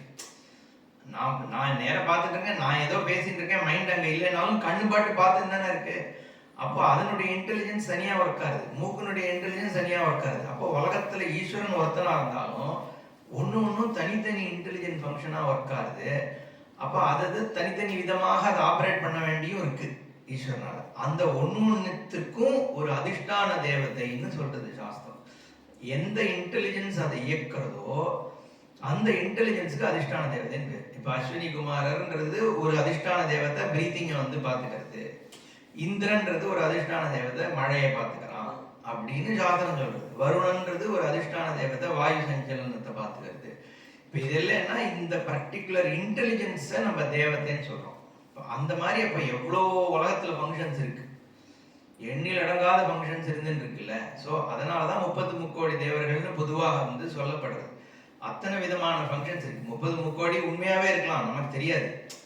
எத்தனை ஃபங்க்ஷன்ஸ் உலகத்துல இருக்குன்னு ரிஷிகளுக்கு தெரிஞ்சிருக்கலாமா இருக்கும். என்ன 33 கோடி தானா ப்ரூவ் பண்ணுன்னா நம்மளால அது புரிஞ்சிக்கவே முடியாது நம்மளால. பட் என்ன புரிஞ்சுக்கலாம்னா இன்ஃபைனைட் நம்பர் ஆஃப் ஃபங்க்ஷன்ஸ் இருக்கு உலகத்துல. அப்போ அது எல்லாத்தையும் ஒவ்வொன்றையும் ஆப்ரேட் பண்ற ஒரு இன்டெலிஜென்ஸ் இருந்துதான் ஆகணுங்கிறதுனால அதுக்கு அதனுடைய இன்டெலிஜென்ஸை நம்ம அதிஷ்டான தேவதைன்னு சொல்றது சாஸ்திரம். அந்த தேவதையில வந்து ஒரு பிரச்சனை இருக்கு அந்த ஃபங்க்ஷன்லன்னா அந்த விதமாக அந்த தேவதையை இன்வோக் பண்ணி அந்த விதமான மந்திரங்கள்னால அதை நம்ம சரி பண்ணிக்க முடியும்னு வேதம் சொல்லி கொடுக்குறது. அதனாலதான் இதுக்கு இந்திரன் தேவதை. இந்திர தேவதைக்கு இது இருக்கு. ஒரு ரிக்கும் சம்ஹிதையில வந்து என்ன சொல்லணும்னா, இதை எந்த ரிஷி பார்த்தார், இந்த பர்டிகுலர் ரிக்கை பார்த்த ரிஷி யாரு, இது எந்த சந்தஸ்ல இருக்கு, இது எந்த தேவதையை உத்தேசித்து இருக்கு. ஓகே, அது வந்து ஒவ்வொரு ரிக்குக்கும் உண்டு. இதுக்கு இந்திர தேவதா, இதுக்கு வந்து வருண தேவதா, இதுக்கு சோமன் தேவதா, இதுக்கு சூரியன் தேவதா அப்படின்னு சொல்லும். இது வந்து காயத்ரி சந்தஸ்ல இருக்கு, இந்த தேவதை, இந்த மந்திரத்தை, இந்த ரிஷி, இதுக்கு ரிஷி வந்து அத்ரி இல்ல பிருகு, அந்த மாதிரி ஏதாவது ஒரு ரிஷி சொல்லி அது இந்த சந்தஸ்ல இருக்கு, இது இந்த இருக்கு. அதுக்கப்புறம் பிரயோகங்கள் இருக்கு. பிரயோகம் என்ன சொல்லணும்னா, எந்த இருக்க எந்த விதமான கர்மால யாகமோ யஜ்ஞமோ எப்படி உபயோகப்படுத்தணும், அதுக்கு என்ன ஹவனம், என்ன ஆஜ்யம் வழியாக ஹோமம் பண்ணணுமா அதை சொல்லும். அப்போ இந்த பர்டிகுலர் பிரச்சனை இந்த தேவத்தை விதமான காரியத்துல, இப்ப காரிய ரிஷ்டினா மழை பெய்யல, அப்போ மழைக்கான தேவதைய என்ன விதமாக இன்வோக் பண்ணி பண்ணோம்னா அந்த பலன் கிடைக்குங்கிறது ஒரு சயின்ஸ். பொதுவான பிரேயர்ன்றது வேற. இப்ப மற்ற ரிலிஜன்ஸ்லாம் ஜெனரிக் பிரேயர்ஸ் தான் இருக்கு. நம்மளோட மதத்துல என்னன்னா, அந்த பர்டிகுலர் ஃபங்க்ஷனுக்கு அந்த பர்டிகுலர் பிரச்சனைக்கு என்ன பிரேயர். இப்ப நம்ம ஊர்லாம் இருக்குல்ல, இந்த உங்க இந்த ஜோசியக்காரன்ட்ட போனேன்னா காலில் அடிபட்டுட்டே இருக்கு, ஓ காலில் அடிபட்டு இருக்கா, நீங்க வந்து ஆலங்குடியில போய் தட்சிணாமூர்த்திக்கு வந்து 4 நாள் விளக்கேற்றி வைங்கன்னு அது வந்து பர்டிகுலர் பிரேயர். அவன் என்ன சொல்லியிருக்கலாம், பக்கத்து கோயில் பிள்ளையார் கோயிலுக்கு போய் தேங்காய் விட, அப்படி சொல்ல மாட்டான். அவன் வந்து இந்த பர்டிகுலர் பிரச்சனைக்கு இந்த கோயில்ல இந்த தேவதைக்கு இதை பண்ணு அப்படின்பா. 6 வாரத்துக்கு நீ வந்து பால் அபிஷேகம் பண்ணு. அப்போ அதுக்கு ஏத்த மாதிரியான பர்டிகுலர், ஏன்னா டாக்டர் ஸ்பெஷலிஸ்ட் மாதிரி தான். ஸோ எப்படி ஒரு டாக்டர் வந்து ஐ ஸ்பெஷலிஸ்ட்னா ஐ ஸ்பெஷலிஸ்ட் தான் போக முடியும். நீ வந்து ஜெனரல் அது பேராசிட்டமால் வாங்கி சாப்பிட்டா சரியா போகாது. அதனால அதுக்கான வந்து குணம் கொடுக்கறதுக்கு அந்தந்த தேவதை, அது வேதம் தான் சொல்றது. ஓகே, சரி. இப்ப இது வந்து தேவதைகள். ஈஸ்வரன் யாரு அப்படின்னு கேட்டோம்னா, பல ஈஸ்வரன்கள் இருக்கவே முடியாதுங்கிறார் சங்கரர். ஏன்னா கான்ஃபிளிக்டிங் சிச்சுவேஷன் வந்துடும். அதை தவிர இது எல்லாத்தையும் சிம்பயாட்டிக்கா வேலை பார்க்க வேண்டியிருக்கு, ஒன்றாக இயக்க வேண்டியிருக்கு. இது எல்லாமே ஒரே இன்டெலிஜென்ஸ் தான். இது அத்தனையும் வந்து சிம்பயாட்டிக்கா பண்ண முடியும். அவர் வந்து உட்கார வச்சு எல்லா தேவேந்திரனுடைய சபையில எல்லா தேவதைகளும் வாங்கும். அதெல்லாம் நம்ம ஒரு பௌராணிகமா புரிஞ்சுக்கிறதுக்காக சொல்றோமே ஒழிய, இது வந்து அவர் இப்ப மற்ற ரிலீஜன்லாம் அதை லிட்டரலா எடுத்துட்டுறான். நம்ம இந்துயிசம், சோகால் இந்துயிசம்ல இருக்கிற சில பேர் அவன் என்ன சொல்றான், இந்திரன் கீழே இந்த தேவதைகள்லாம் வந்து உட்காந்துருப்பா, இவர் வந்து ஆர்டர் போடுவார். இந்திரனுக்கு வந்து அவருக்கு மேல வந்து பிரம்மா இருக்கார், பிரம்மாவுக்கு மேல விஷ்ணு தான் இருக்கார். அப்போ விஷ்ணு ஒருத்தர் தான் வந்து, ஸோ இது எல்லாம் வந்து ஒரு லிட்ரல் ஹையரார்கி, கவர்மெண்ட் ஃபங்க்ஷனிங் மாதிரி, யுனைடெட் ஸ்டேட்ஸோட பிரசிடென்ட் மாதிரி வந்து மகாவிஷ்ணு, அதுக்கப்புறம் ஒரு டிபார்ட்மெண்ட், அந்த டிபார்ட்மெண்ட்ஸுக்கு ஒரு ஹெட், இதெல்லாம் வந்து லிட்ரலா எடுத்துக்கலாம். ஓகே, சி முதல்ல என்ன நம்ம புரிஞ்சுக்கணும்னா, ஈஸ்வரன்றவன் வந்து மனுஷன் மாதிரி கை காலு தலையோட இருந்தாகணும்னு ஃபர்ஸ்ட் ஆஃப் ஆல் அந்த சொல்ல வேண்டியதே இல்லையே. மனுஷன்றதே ஒரு லிமிட்டட் பீயிங். நீ ஈஸ்வரனையும் ஒரு லிமிட்டடா நீ வந்து இப்படிதான் இருக்கணும், கிரீடம் தான் வச்சுட்டு இருக்கார். அவர் வந்து கதையை வச்சுதான் உன்னை வந்து அதெல்லாம் வந்து சாஸ்திரத்துல விஷயம் புரியணுங்கிறதுக்காக ஃபிகரேட்டிவா சொல்லப்பட்டிருக்கே ஒழிய, இப்ப என்ன கேட்பான்னா, அந்த காலத்துல கதை வச்சுட்டு இருந்தாரு, அதே வச்சிருந்தாருன்னா இன்னைக்கு அவர் ராக்கெட் கிரிக்கெட் என்னன்னோ வந்துடுது. அப்ப அதுக்கு அகைன்ஸ்ட் எப்படி உங்க பகவான் வந்து காப்பாத்து, இன்னும் கதையை தூக்கி நலஞ்சிட்டு இருந்தாருன்னா வந்து உனக்கு இப்ப இருக்கிற சிச்சுவேஷன்ல வந்து எப்படி காப்பாற்ற முடியும் அந்த பகவானால? ஸோ அன்னைக்கு இருக்கிற ஆயுதங்கள் விஷயங்களை வச்சு ஒரு அதுவுமே வந்து சுவாமி என்ன சொல்லுவார், விஷ்ணுவை பொறுத்தவரைக்கும் விஷ்ணுவோ கிருஷ்ணரோ 2 விதமான ஆயுதம் சொல்றோம். ஒண்ணு சக்கரம், இன்னொன்னு கதை. அதை தவிர சங்கம் இருக்கு, அதெல்லாம் இருக்கு. இதுல ஆயுதம்னு பார்த்தா சங்கமும் இது சக்கரமும் கதை. கதைங்கிறது என்ன பண்ணணும்னா, கிட்ட இருக்கிற பந்த இதெல்லாத்தையும் வந்து நீக்கிறது. நம்ம இதுல ராமானந்த சாகர் சீரியல்ல தான் கதையை தூக்கி போடுவோம், அது சொயின்னு போயிட்டே இருக்கும். ஓகே, நிஜத்துல கதை வந்து தூக்கி போடுற ஆயுதம் கிடையாது, அம்பு விடுறது அதெல்லாம் தான் விட முடியுமே ஒழிய, கதை வந்து பக்கத்துல இருக்கிறது கண்ணுக்கு தெரிஞ்ச பிரதிபந்தங்களை இதை வந்து பகவான் உனக்கு நீக்கிறார் அப்படிங்கிறது கதை. சக்கரம் என்ன பண்ணும்னா, எவ்வளோ தள்ளி இருந்தாலும் ஒரு சக்கரத்தை விடுறார், அது அங்க போய் அவன் கழுத்தை அறுத்துட்டு திருப்பி இவர் கைக்கு வந்துடும், சுதர்சன சக்கரம். அப்போ கண்ணுக்கு தெரியாத பிரதிபந்தங்கள் உனக்கு என்ன இருந்தாலும், புண்ணிய பாபம் தான், அதிர்ஷ்ட புண்ணிய பாபமாக விஷயங்கள் உனக்கு இருந்தாலும் நீ பகவான்கிட்ட சரணாகதி பண்ணா அதை நீக்கிறார் அப்படிங்கிறத இது சிம்பாலைஸ் பண்றது. இது எல்லாமே வந்து ஒரு இமேஜரி தான். பகவான்றது வந்து என்னன்னா, ஒன்னொன்னுக்கு ஒரு அர்த்தம் இருக்கு. சங்கம்ன்றது வந்து வேதமாகிய சொரூபத்தை சொல்றது. அது ஒன்றை வந்து மோட்சத்துக்கு எடுத்துன்னு போறதுக்கான இன்வொகேஷன் தான் சங்கம். அது மாதிரி வந்து அப்போ ஏன் நீல கலர்ல இருக்காருன்னா வியாப்னோதி இத்தி விஷ்ணு, சர்வவியாபியாக இருக்கிறவர் விஷ்ணு, அதனால அவரை நீல கலர்ல காண்பிக்கிறது. ஸோ இது எல்லாமே என்னன்னா இமேஜரி. பகவானை நீ எப்படி புரிஞ்சுக்கணுங்கிறதுக்காக, எந்த விதமாக நீ பகவானை தியானம் பண்ணணும் உபாசனை பண்ணணுங்கிறதுக்காக ரிஷிகளால கொடுக்கப்பட்டிருக்கிற ரூபம் தானே ஒழிய, நீ இவர் தான் அங்க உட்கார்ந்துருக்கார் கதையை வச்சுன்னு உட்கார்ந்துருக்காருன்னு லிட்டரலா எடுத்துட்டு அப்போ அங்க போறதுதான் மோட்சம் நீயும் சொன்னேன்னா, அப்போ மற்ற ஏப்ரஹாமிக் ரிலிஜன்ஸ்க்கு உனக்கும் என்ன வித்தியாசம்? நீ வேதத்தை யூஸ் பண்ணி அதையே சொல்ற, அவன் சாதாரணமா சொல்லிட்டு இருக்கான். அப்போ இந்த கிரடேஷன் எல்லாமே அதுல வந்து இவரை பிடிக்காது அவரை பிடிக்க, இவர் அவருக்கு அடி பணிஞ்சவர் தான். அது என்னன்னா கடைசியில இதெல்லாம் சைக்கலாஜிக்கல் இஷ்யூஸ். எப்படின்னா சினிமா ஆக்டரோட ஃபாலோவர்ஸ்லாம் என்ன சொல்லுவான், தலை தான் பெரிய ஆளு, இவன் தளபதி தான் பெரிய ஆளு. அது ஏன்னா இவனுக்கு வந்து அவர் மேல இருக்கிற ஒரு அட்டாச்மெண்ட். அதனால என்னன்னா என் ஆள் தான் பெரிய ஆளுன்னு சொல்ற ஒரு ப்ரெஷர் அது ரிலீஜன்லயும் இருக்கே. அதனால தானே கன்வெர்ட் பண்றான். அவன் என்னன்னா ரெண்டு காரணத்தால் கன்வெர்ட் பண்ணுவான். ஒன்று என் ஆள் தான் பெரிய ஆள் ப்ரூவ் பண்றதுக்கு, இன்னொன்று என்னன்னா நான் தப்பு பண்றேனோ என் பின்னாடி கூட்டம் வருதுன்னா ஓஹோ அப்ப நான் கரெக்ட் தான் அப்படிங்கிற ஒரு சைக்கலாஜிக்கல் நீடுனால அவன் கன்வெர்ட் பண்ணிட்டு இருக்கான் எல்லாரையும்.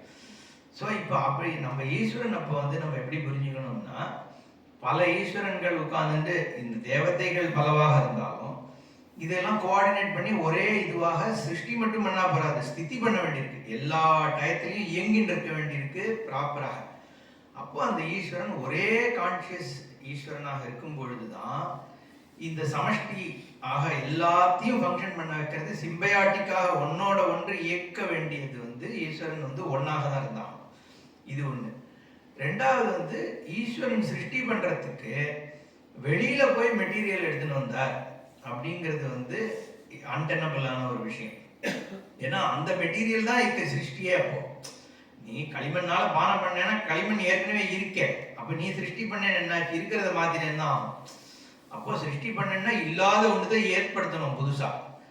ஒன்றும் இல்லாததுலேருந்து திடீர்னு ஒன்றத்தை ஏற்படுத்தவும் முடியாது. அப்ப எங்க போய் பகவான் சிருஷ்டி பண்ண முடியும் அப்படி? அதனாலதான் வேதம் என்ன சொல்றதுன்னா, தன்னிட்டேந்தே பகவான் சிருஷ்டி பண்ணார். அதாவது தானாகவே ஜெகத்தானார். சோகாமயத்தை பகுஸ்யாம் பிரஜாயேய, பிரம்மமானது தானே இந்த ஜெகத்தாக ஆறுதுன்னு அர்த்தம். ஓகே, அதுதான் ஈஸ்வரன். அதனாலதான் நம்ம சர்வம் அதுக்கு அதை அசிமுலேட் பண்ணிக்கிறதுக்கு தான் நம்ம சொப்னத்தை சொல்றோம். சொப்னத்துல எப்படி நீயே உன் உலகமாக ஆறியோ, அந்த மாதிரி இந்த சைத்தன்யமாகிய இந்த பிரம்மவஸ்துவானது அது ஜெகத்காரணம் பிரம்மமாக ஆகிறது. இந்த உலகத்தை ஏற்படுத்துறதாக உலகமாகவே அது ஆகிறது. அப்புறம் தான் நம்ம என்ன கேள்வி கேட்கிறோம்னா, நிஜமாவே உலகமா ஆச்சா இல்ல மித்தியா ஆச்சா? அது மோட்சத்துக்காக அதுக்கப்புறம் வருவோம். பட் சிருஷ்டின்னு ஒண்ணு நடந்து ஈஸ்வரன் ஒண்ணு இயக்கணும்னு வெறும்னா நம்ம சாமானிய ஒரு லாஜிக்கலி பார்த்தாலே ஈஸ்வரன் தான் சர்வவியாபியாக இருந்து இதை இயக்கின்னு இருக்க முடியும். இப்ப இப்படி இயக்கின்னு இருக்காருன்னா அப்ப நான் வேறையாவும் பகவான் வேறையாவும் இருக்கனே. அப்படிப்பட்ட பகவானை பிரார்த்தனை பண்றதுனால எனக்கு என்ன லாபம்? அவர் எப்படி வேணா இருந்துட்டு போறாரு. பகவானே எல்லாமா இருந்துட்டு போட்டோம், இல்ல ஒரு சொர்க்கத்துல தான் இருந்துட்டு போட்டோம், வைகுண்டத்துல தான் இருந்துட்டு போட்டோம்.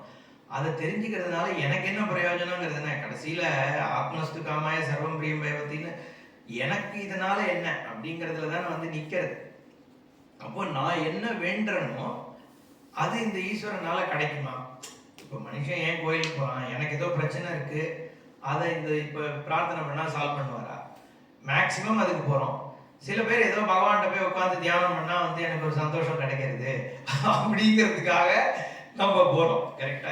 இது ரெண்டு தான் ஃபைனலி. அந்த சந்தோஷமுமே எனக்காக தான், அடுத்தவன் சந்தோஷம் கிடைக்கிறதுங்கிறதுக்காக நான் போறது இல்ல எனக்காக இல்லையே, என் குழந்தைகளுக்காக நான் பண்றேன்னு, இல்ல அந்த பக்கத்து வீட்டுல ஒருத்தர் வந்து ரொம்ப துன்பப்படுறார் அதை நினைச்சு கூட நான் வந்து பிரார்த்தனை பண்றேனே. அப்படி இருக்கும்போது நீ எப்படி செல்ஃபிஷ்னு சொல்லலாம்னா, அங்கேயுமே என்னன்னா அவ துக்கப்படுறத என்னால பார்த்துட்டு இருக்க முடியல. அப்போ அவளோட துக்கம் என் துக்கமா அப்ப மாறிடுது ஆக்சுவலி ஸ்பீக்கிங். அப்போ அந்த துக்கம் நிவர்த்தி ஆனாதான் என் துக்கமும் நிவர்த்தி ஆகும். அதனால ஃபைனலி என்னன்னா திருப்பியும் என்னதான் வந்து இது அடையிறது. அதனாலதான் ஏன்னா ஆத்மா மேல அவ்வளவு பிரியம் இருக்குன்னு சாஸ்திரங்கள் உண்மைதானே. அது நம்மளுடைய சொரூபத்து மேலதான் நமக்கு பிரியம். அதை ஒட்டி இருக்கிற சம்பந்தத்தையும் நான் அதனாலதான் இப்ப நான் வந்து தமிழன், அது என்ன உணர்வுன்னா அகைன் என் ஐடென்டிட்டி தான். ஏன் ஒருத்தன் தமிழ்ன்றான், ஏன்னா என்னோட பாஷை அப்படிங்கிறதுனால தானே ஒழிய ஆப்ஜெக்டிவாவா பாக்குறான் அவன். ஒரு 10 பாஷை யாமறிந்த மொழிகளிலே தமிழ் மொழி அப்படின்னு அவராவது அட்லீஸ்ட் எனக்கு ஒரு 5-6 தெரியும்பா, இந்த 5-6ல இதுதான் எனக்கு கிரேட்டா தெரியுதுன்னு சொல்றாரு. இவனுக்கு தமிழே தெரியாது ஒழுங்கா, தமிழ்னுவான் என்ன. ஆனா வந்து சொல்றது என்னவோ வந்து உலகத்துல இருக்கிற மொழியில வந்து இதுதான் பிரமாதம் அப்படின்னு. என்ன என்ன அவனும் அதான் சொல்லு. தமிழ்காரன் மட்டும் இல்ல, கன்னடக்காரன் கன்னடம் தான் பிரமாதங்கிறான், பெங்காலி தான் பிரமாதங்கிறான். என்ன அது காரணம் என்னன்னா, பெங்காலியோ தமிழோ இல்லை, இவனோட மொழி அது. அப்போ ஆத்ம காமத்துக்காக தான் வந்து நம்மளுடைய ஐடென்டிட்டி எல்லாமே பிரச்சனை தான். இப்போ முதல்ல நான் மனுஷங்கிற ஒரு ஐடென்டிட்டி, அதுக்கப்புறம் நான் தமிழன்ற ஐடென்டிட்டி, நான் ஹிந்துன்னு ஐடென்டிட்டி, நான் இந்தியன்ற ஐடென்டிட்டி. இத்தனை ஐடென்டிட்டியை வச்சுக்கிறதுனால என்ன ஆகுதுன்னா, இந்த ஐடென்டிட்டிக்கான எல்லா பிரச்சனையும் என் பிரச்சனையும் ஆயிடுது. அப்போ இந்த ஆனா சுகம் எப்ப எனக்கு கிடைக்கிறதுன்னா, அந்த சந்தோஷம் கிடைக்கும் போது பார்த்தோம்னு வச்சுக்கோங்க, எல்லாத்தையும் அந்த மொமெண்ட்ல நான் சஸ்பெண்ட் பண்ணிக்கிறேன். ஒரு விஷயம் இப்போ இதை வாங்கணும், ஒரு லேப்டாப் வாங்கணும்னா லேப்டாப் தானே, ஆஹா ஒரு சந்தோஷம். அப்ப என்ன ஆகுது, என்னோட வாண்ட்ஸ் எல்லாம் இருக்கு, அதெல்லாம் மொமெண்டலி சஸ்பெண்ட் ஆகி நான் என்னோட ஒரு ஸ்வரூபத்துல போய் சுகத்தை அடையிறேன். இப்போ நம்ம எந்த மொமெண்ட் ஆஃப் ப்ளஷர் பார்த்தாலும் பார்த்தேன்னா, ஒரு ஸ்வீட் சாப்பிட்றோம், அது அந்த சாப்பிட்டு அந்த சந்தோஷத்தை அனுபவிக்கும் போது பாரு, எல்லாத்தையும் அந்த ஒரு க்ஷணம் நம்ம மறந்து ஆனந்தமா இருக்கும். ஒரு வித்யானந்தம்னு கூட சொல்றோம். வித்யை வந்து அதுவும் ஆனந்தம் தான். ஆர்கிமெடிஸ் வந்து கண்டுபிடிச்ச உடனே ட்ரெஸ் போட்டு போடாதது கூட தெரியாம எழுந்து ஓடினான்னு சொல்றோம்ல. ஏன்னா அந்த சமயத்துல அவன் எல்லாத்தையும் சஸ்பெண்ட் பண்ணிட்டான். அவனுக்கு வந்து உலகம் சஸ்பெண்ட் ஆயிட்டதுனால அவன் சந்தோஷமாறான். அப்போ என்ன இதுல இருந்து தெரிய வருது, நம்மளுடைய எல்லா சுக்கமும் நம்ம ஸ்வரூபத்துல தான் இருக்கு. அந்த சுகத்தை வந்து இந்த பிரச்சனைகள்னால நம்ம ஹிண்டர் பண்ணிட்டு இருக்கோம். ஓகேயா? ஸோ இப்போ ஏன் இதுக்கு போனேன்னா, ஈஸ்வரனை நான் ஏன் பிரார்த்தனை பண்றேன், எனக்காக தான் பண்றேன் இல்லையா? அப்போ ஈஸ்வரன் வந்து அப்ப நிஜமாவே நான் பிரார்த்தனை பண்றதை கொடுக்குறாரா? எல்லாம் இப்போ பிரார்த்தனை பண்ணா கொடுக்குறாரு பகவான் அப்படின்னு சொன்னா, அப்போ பிரார்த்தனை பண்றவனுக்கு மட்டும்தான் கொடுக்குறார் அப்படின்னு ஆகுது. அப்போ என்னன்னா, அவரும் வந்து வைஷமிய நைர்கிரண்யம் இருக்கிறவர்னு சொல்றது சாஸ்திரம். அப்ப நீ ஈஸ்வரனை வந்து அங்கிள் மாதிரி தான் பாரு சாமிஜி, நீ போய் அவர்கிட்ட போய் குடுன்னு கேட்டா அவர் சந்தோஷமா. அப்ப அந்த மாதிரிதான் பகவான் தான் ஃபேவரட்டிசம் பண்றாரா அப்படிங்கிற கேள்வி வர்றது என்ன. ஆனா நம்ம சாஸ்திரம் என்ன சொல்லுதுன்னா, நீ பிரார்த்தனைங்கிறதே ஒரு கர்மா தான். இப்ப நீ ஏற்கனவே பண்ண கர்மானால உனக்கு பாப புண்ணியம்ன்ற கர்ம பலன் வருது. நீ போய் ஒரு பிரார்த்தனை பண்றதோ ருத்ரன் சொல்றதோ அதுவும் ஒரு கர்மா, அதுக்கும் ஒரு பலன் இருக்கும் இல்லையோ. அந்த பலனால பலன் வருதுங்கிறது ஒண்ணு. இன்னொன்னு, நீ ஈஸ்வரனோட ரிலேட் பண்ணும் பொழுது ஒரு ரியாலிட்டியோட டச்சுக்கு போற, அதுக்கு தான் வரணும். அப்ப நம்ம ஈஸ்வரன் சர்வவியாபியாக இருக்கும் பொழுது எந்த ஒரு உண்மை இருக்கே அதுவே ஈஸ்வரன் தான். இப்போ ஏன் நியூட்டனுக்கு கிராவிட்டி கண்டுபிடிச்ச உடனே அவ்வளவு சந்தோஷம் வந்தது, ஏன்னா வந்து he came in touch with ஈஸ்வரா. அந்த ஒரு மொமெண்ட், இப்போ ஒரு மேத்தமேட்டிக்ஸ் ப்ராப்ளம் சால்வ் பண்றோம், சுடோக்கோவை சால்வ் பண்றோம்னா முடிக்கும் போது ஏன் எனக்கு அந்த ஒரு சந்தோஷம் வருதுன்னா, அகைன் அங்க ஈஸ்வரன் தான். எந்த உண்மையுமே ஈஸ்வரன் தான், எல்லா நியத்தியுமே ஈஸ்வரன் தான். இது ஈஸ்வரனுடைய நியத்தினா ஆர்டர். இப்போ ஒரு கண் இப்படிதான் ஃபங்க்ஷன் ஆகணும் அப்படிங்கிறது எப்படின்னா, ஈஸ்வரனுடைய சுரூபம் தானே அது. கண்ணு இயங்கிறது, அதனாலதான் சாமிஜி கண் நீ மூடுறிய அதுவே ஈஸ்வரனால தான் மூடுற. வாயை திறந்து நம்ம சப்தம் பேசுறோமே, ஈஸ்வரன் தானே பேச வைக்கிறது, நியதி தானே அது. இப்போ நான் இப்படி வாயை திறந்து இப்படி பண்ணா இந்த சப்தம் வரணும் அப்படிங்கிறது சிருஷ்டியில இருக்கிற ஒரு நியதி. அந்த சப்தம் என் காதுல விழுந்தா எனக்கு வந்து அதுக்கு அந்த சப்தம் எனக்கு புரியணுங்கிறதும் நியதி. இப்போ அந்த நியத்தினாலதான் நான் வந்து ஒரு விஷயத்த கேட்கறேன், ஒரு விஷயத்த பார்க்கறேன், நான் மூச்சு விடுறேன், இது எல்லாமே நியத்தினாலதான் நடக்கிறது. அப்போ என்ன ஃபங்க்ஷன் நடந்தாலும் இதை பண்ணணும்ன்ற ஒரு ஃப்ரீவில் மட்டும்தான் என்கிட்ட இருக்கே ஒழிய, அந்த காரியத்தை நடக்கும்போது நடக்கப்படுறது ஈஸ்வரன் நியத்தி இருக்கிறதுனால தான் நடக்குது. நான் காலை எடுத்து முன்னாடி வைக்கிறேன்னு நினைக்கிறது என் ஃப்ரீவில். ஆனா காலை நான் நினைச்சதுக்கு அப்புறம் அந்த கால் அங்க நகர்றதோ இல்லையோ, அது ஈஸ்வரனோட நியதி தானே. அந்த நியதி இல்லைன்னா கால் எப்படி நகரும்? அப்போ சில பேருக்கு வந்து இந்த இது வந்துறவங்களுக்கு அந்த இன்னும் ஒரு ப்ராப்ளம் வருமே, பார்க்கின்சன்ஸ், இது மாதிரி வந்தா மைண்ட் நினைச்சாலும் கால் நகராது. அப்போ அந்த நியத்தி, பகவானுடைய நியத்தி வந்து அங்க ஃபங்க்ஷன் ஆகும் பொழுதுதான் உனக்கு கால் நகருது. இங்கே அங்க உன்னால போக முடியாது. அதனாலதான் நீ ஒரு விஷயம் நினைச்சா பண்ணிட முடியும்னு அவசியம் கிடையாது. பண்ண முடியலாம், ஆப்போசிட்டான எதிர்மறை ரோட கிராஸ் பண்ணணும்னு நினைக்கிறோம். என்ன ஒண்ணு ரோட கிராஸ் பண்ணலாம், இல்ல பாதி வரத்துக்குள்ள வந்து கார் வந்து இடிச்சிடலாம், இல்ல கிராஸ் பண்ணணும்னு நினைக்கிறதுக்குள்ள பின்னாடில இருந்து ஒருத்தன் என்ன கூப்பிட்டு நான் இந்த பக்கம் திரும்பி என்ன வேணா நடக்கலாமே. அப்போ கிராஸ் பண்ணணும்னு நினைக்கிறது மட்டும்தான் நம்ம பண்ண முடியுமே ஒழிய கிராஸ் பண்ணி முடியணுங்கிறது நியதினாலதான் முடியுது. அப்போ ஒரு ஒரு விஷயமுமே ஒரு ஒரு ஆக்ஷன், அதனாலதான் ஈஸ்வரன் தான் கர்ம பல தாத்தாங்கிறது. நீ ஏதோ பாவ புண்ணியம் பண்ணி அதுக்கப்புறம் கர்ம பலத்தை கொடுக்குறாருன்னு இல்லை, இந்த காரியம் நடக்கிறதே ஈஸ்வரனாலதான். அதுக்கப்புறம் இந்த காரியத்தினுடைய நீ பண்ணியிருக்கிற ஒரு டெசிஷன்னால வரக்கூடிய புண்ணிய பாபம்ன்றது ஒரு நியதி தான். இப்போ எப்படி வந்து கை கால் நகர்றது ஒரு நியத்தின்னு சொல்றோமோ அந்த மாதிரி தர்மா தர்மமும் ஒரு நியதி. ஏன்னா அதுவுமே ஈஸ்வரனால அவன் புத்தியில கொடுக்கப்பட்டிருக்கு. இது ரைட் இது ராங்ன்றது ஈஸ்வரனே உனக்கு கொடுத்துருக்கிறது தான், நீயா வந்து புதுசா கண்டுபிடிச்சுன்னு வரல. அதே மாதிரி அந்த ராங்க பண்ணேன்னா உனக்கு பாவம் வருது, ரைட்டை பண்ணேன்னா உனக்கு புண்ணியம் வருதுங்கிறதும் ஒரு நியதி. அந்த புண்ணியத்திற்கு வந்து இந்த பலன் தான் வரணுங்கிறதும் ஒரு நியதி. அப்போ உன்னுடைய சந்தர்ப்பங்கள் எல்லாம் நியதி வழியாக தான் உனக்கு வந்து ஏற்படுறது. உன்னுடைய காரியங்கள்னாலும் நியதியாக தான் நடந்துட்டு இருக்கு. அப்போ அதை புரிஞ்சுட்டேன்னா ஈஸ்வரனை தவிர இங்க நீ என்ன இருக்கு, உன்னோட வெரி எக்ஸிஸ்டன்ஸே ஈஸ்வரனா போயிடுது. அந்த ஈஸ்வரனை நீ எவ்வளோக்கு எவ்வளோ ரெகக்னைஸ் பண்றியோ நம்மளோட இண்டிவிஜுவாலிட்டி வந்து குறைஞ்சிட்டே போயிடுது. ஏன்னா நான்ற எண்ணத்துக்கு வந்து ஸ்கோப்பே இல்லை. சப்தவட நியாயம்னு ஒன்று இது சொல்றது, எந்த ஒரு விஷயம் இருந்தாலும் அதுக்கு முன்னாடி பல விஷயங்கள்னாலதான் நீ ஏறி நிக்கிற அது மேல. ஒருத்தன் வந்து ஹோட்டலுக்கு போறான், போய் என்ன சொல்றான்னா எனக்கு வந்து வடை வேணும் அப்படின்னு சொன்னான். என்ன சரி கொண்டு வரேன்ட்டு சர்வர் கிளம்புறான். இல்ல இல்ல ஒரு நிமிஷம் இருப்பா, எனக்கு பசியை போக்குற மாதிரி வடை கொண்டா அப்படின்னு சொல்றான். சரியா, இவன் போய் ஒரு வடையை கொண்டு வரான், சாப்பிட்டான், பசி போல. சரி இன்னொரு வடை கொண்டாடுறான். சரி அந்த வடை கொண்டு தான், அப்பயும் பசி போல. இப்படியே சாப்பிட்டான் 7 வடை எடுத்து 7வது வடை சாப்பிட்டோன்னே எனக்கு பசி போயிடுது. என்ன பசி போனோடனே அந்த ஆள் பேரர் வந்து பில் கொண்டு வந்து வைக்கிறான். ஒரு வடை வந்து 25 ரூபா, 7 வடை 175 ரூபான்னு. அவன் சொன்னான் நான் எதுக்கு 175 ரூபா தரேன். நான் அவன்கிட்ட என்ன கேட்டேன், பசி போற வடையா கொடுன்னேன். 7வது வடையில தான் எனக்கு பசி போச்சு. முதல் 6 வடை வந்து நீ கொடுத்த வடை சரியில்லை, அது எதுலாவே பசி போல, அதனால அந்த 6த்துக்கும் நான் காசு பே பண்ண முடியாது, 25 ரூபா தான் கொடுக்குறேன்னு சொன்னானா. அதுதான் சப்தவட நியாயம். ஏன்னா 7வது வடை பசி போகணும்னா 6 வடை முன்னாடி உள்ள போயிருக்கணும்.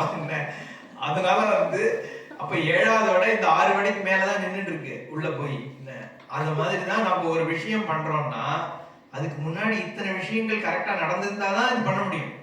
இப்ப ஐன்ஸ்டீன் வந்து ஒரு விஷயத்தை கண்டுபிடிக்கிறான்னா அதுக்கு முன்னாடி நியூட்டன் வந்திருக்கணும், அதுக்கு முன்னாடி எவனோ வந்திருக்கணும்.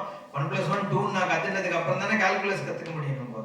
அந்த மாதிரி இப்ப நான் ஒண்ணு பண்றேன்னா ஈஸ்வரனுடைய பல விஷயங்கள் அதுக்கு அடியில இருக்கு. அப்போ அதுக்கு மேல நான் ஒரு பெரிய நான் ஏதோ பண்றேன் அப்படின்னு நான் நினைக்கிறேனே ஒழிய ஆக்சுவலி நான் பண்றதுல 99.99 வந்து ஈஸ்வரன் பண்றதுதான். அதை ரெகக்னைஸ் பண்றதுதான் சாஸ்திரம் பக்தின்னு சொல்லுது. புரியுதா? ஈஸ்வரனை அறிந்து கொள்ளுதல்னா இதான். அதாவது இது வந்து சகுண ஈஸ்வரனை அறிந்து கொள்றது. நிர்குணத்துக்கு நம்ம அப்புறம் வருவோம், நான் தான் பிரம்ம அதெல்லாம் போட்டோம். முதல்ல ஈஸ்வரன்னா யார்?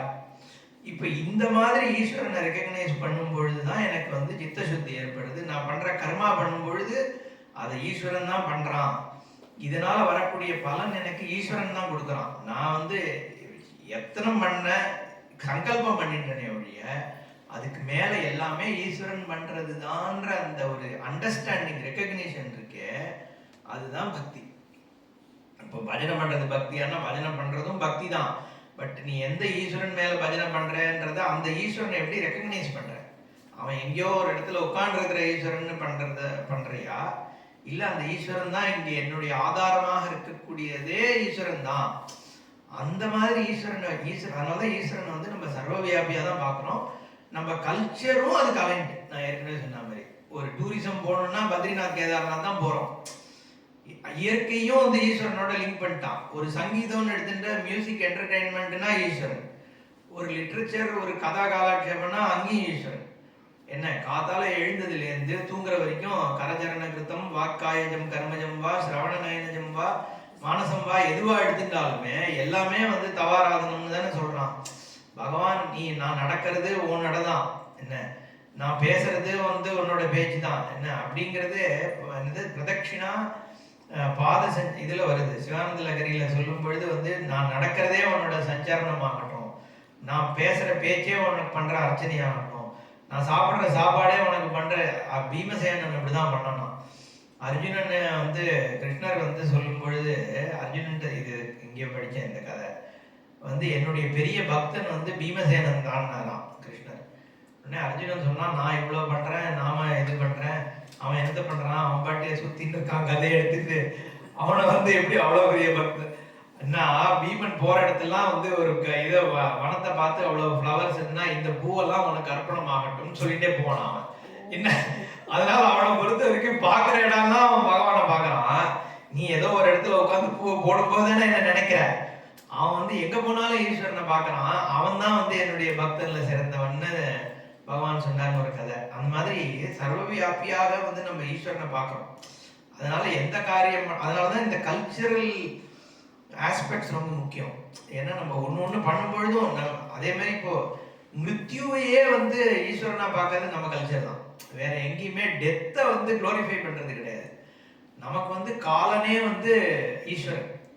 ஏன்னா கால ரூபமா காலம் தானே எல்லாத்தையும் சாப்பிட்டுட்டே இருக்கு.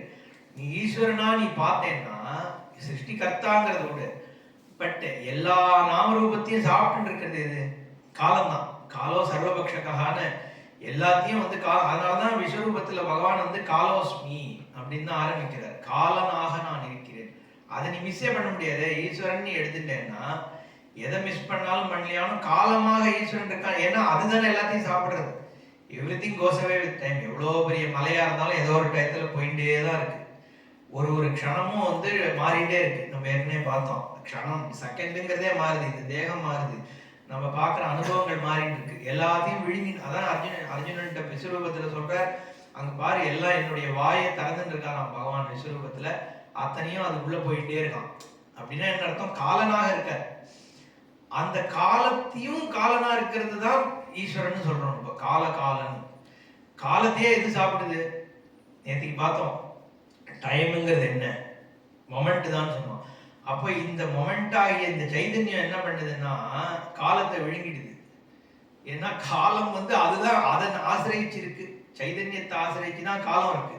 காலத்துக்குள்ள சைதன்யம் இல்லை, டயத்துக்குள்ள கான்சியஸ்னஸ் இல்லை, கான்சியஸ்னஸ்க்குள்ள தான் டைம் இருக்குன்னு பார்த்தோம். அப்போ இந்த சொரூபம் என்ன பண்ணுதுன்னா காலனையே சாப்பிட்டுதான். காலோ சர்வபக்ஷகா, காலம் தான் எல்லாத்தையும் சாப்பிடுது. இந்த பிரம்மஸ்வரூபமானது காலத்தையே சாப்பிடுது. அதனாலதான் அது பரமேஸ்வரனுக்கு வந்து காலன்னு பேரு.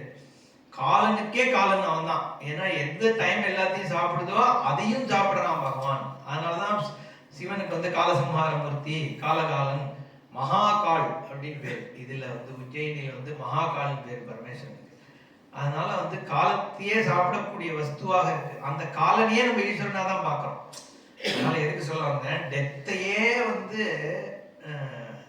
ஈஸ்வரனா பார்க்கறது நம்ம தர்மம். அதே மாதிரி நான் ஏற்கனவே பஸ்மத்துக்கு சொன்னேன், அதுதான் சர்வாதாரம்னு. அதே மாதிரிதான் ஸ்மசானம். எல்லாம் ஒடுங்குற இடம் அங்க தானே. அங்க ஒரு பேதம் கிடையாது, ஒண்ணும் கிடையாது. எல்லா நாமரூபம் போனதுக்கு அப்புறம் ஸ்மசானத்துல வந்து என்ன இருக்கு? வெறும் ஸ்மசானம் ஒண்ணுதான் இருக்கு. அதனாலதான் ஈஸ்வரனை வந்து ஸ்மசானவாசின்னு சொல்றோம். நாமரூபங்கள் எல்லாம் ஒடுங்கினதுக்கு அப்புறம் இருக்கிற பிரம்மவஸ்து. அது கம்பேரிசன் நம்ம ஸ்மசானம்னு சொன்னா மைண்ட் வந்து டிஸ்டர்ப் ஆகுது. பட் சொல்ல வர தாத்பரியம் என்னன்னா சர்வ ஆதாரமா இருக்கிறது ஈஸ்வரன் தான். அதனாலதான் பரமேஸ்வரனுடைய இது எல்லாம் பார்த்தேன்னா வெள்ளையாவே இருக்கும். என்ன அவருக்கு வந்து நகைலாம் போடக்கூடாது. ஏன்னா குணங்கள் எல்லாமே விஷ்ணுக்கு தான் இருக்கு. ஏன்னா அதுதான் வந்து ஸ்திதி, உலகத்தினுடைய இயக்கம் பண்ற பிரம்மத்துக்கு விஷ்ணுன்னு பேரு. எல்லாம் ரிசால்வ் ஆகி சின்மாத்திரமா மோட்சஸ்வரூபமா இருக்கிறதுக்கு தான் நம்ம வந்து சிவன் சொல்றோம். அதனாலதான் சிவலிங்கத்துக்கு வந்து நகை போடுறது இதெல்லாம் போடக்கூடாது. விஷ்ணு எவ்வளவு வேணா அலங்காரம் பண்ணலாம். அலங்கார பிரியா விஷ்ணு, அபிஷேக பிரியா சிவான்னு சொல்லும் பொழுது இங்க வந்து நிர்விகல்ப ரூபம், நாமரூபமே கிடையாது. வெறும் ஒரு நாமரூபம் இல்லாததா தானே சிவலிங்கம்னு சொல்றது. என்னன்னா அந்த சொரூபத்தை இது காண்பிச்சு கொடுக்கறது. லிங்கம்னா என்னன்னா இதனால் எது தெரிவிக்கப்படுகிறதோ அதுக்கு லிங்கம் பேரு. ஸோ பிரம்மமாகிய வஸ்து எப்படி இருக்கு அப்படின்னு காண்பிக்கிறது தான் சிவலிங்கம்.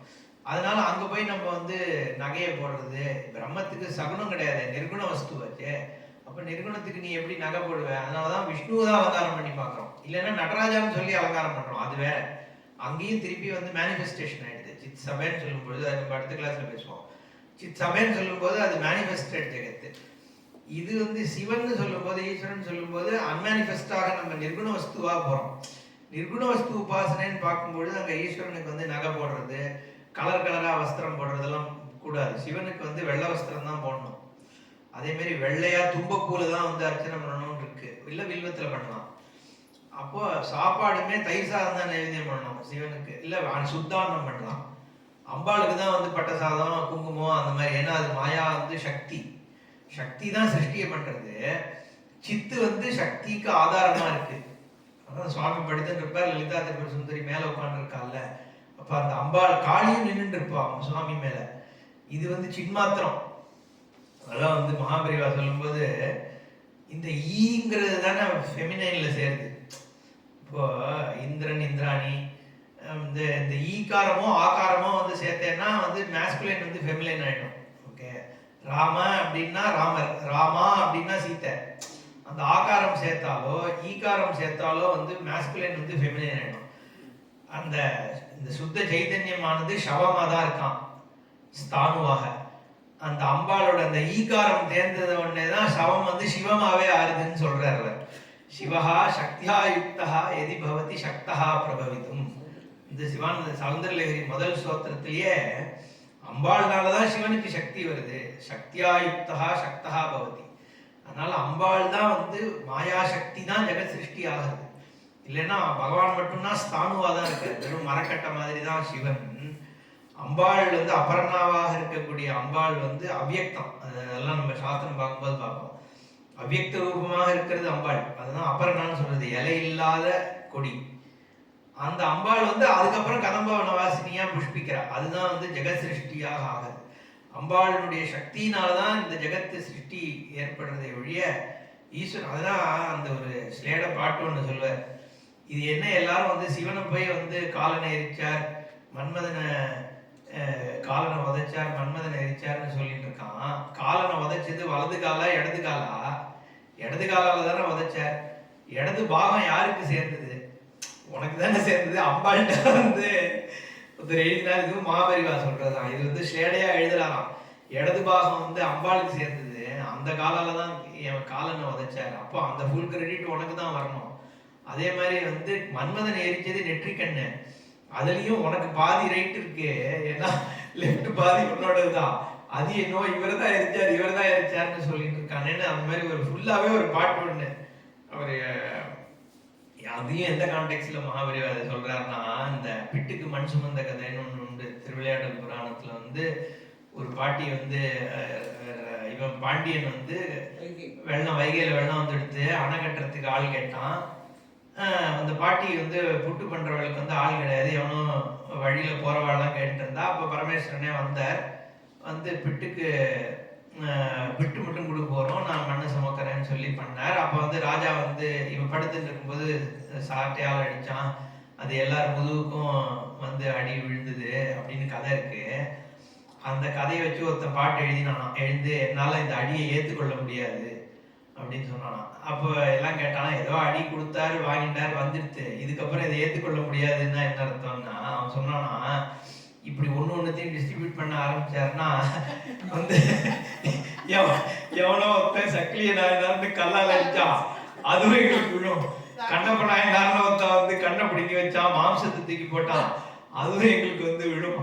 அது மாதிரி நீ வந்து கல்லடி வாங்கிப்ப, பிட்டுக்கு மண் சுமப்ப, என்ன வேணா பண்ணுவ, இது எல்லாத்தையும் எங்களுக்கு கொடுக்கறதுன்னு ஆரம்பிச்சேன்னா எங்களெல்லாம் தாங்க முடியாதுன்னு சொன்னா அப்படின்னு அந்த ஸ்லேடையை சொல்லும் போது இதையும் சேர்த்து அவர் சொல்றார். வந்து அம்பாள் பாதியாக இருக்கிறதுனால இதெல்லாம் வந்து அம்பாளுக்கு சேர்த்து எது சொல்ல வந்தேன், சிவஹா சக்தியா யுக்தஹா.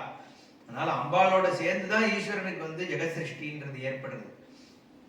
அப்போ அந்த ஈஸ்வரனை ரெக்கக்னைஸ் பண்ண, அதை வந்து நம்ம அம்பாளோட சேர்ந்து ஸ்திதி இருக்கும்போது அதை விஷ்ணுன்னு சொல்றோம். அதே சுரூபம் தான். அதனால்தான் திரிமூர்த்திங்கிறது வந்து ஒரே வஸ்துவை தான் நம்ம சிருஷ்டி பண்ணும்போது வேத ரூபமாக பிரம்மாவாக பார்க்கிறோம், ஸ்திதி பண்ணும்போது சிவசக்தி ஐக்கியமாக மாயையோடு இருக்கக்கூடிய ஈஸ்வரன் அதை வந்து மகாவிஷ்ணுன்னு பார்க்கிறோம். அதனாலதான் நீல கலர்ல சர்வவியாபியாக இருக்கார், சகுணமாக இருக்கார். அதனாலதான் லக்ஷ்மி அம்பாள் வந்து ஹிருதயத்திலே இருக்கா மகாவிஷ்ணுக்கு.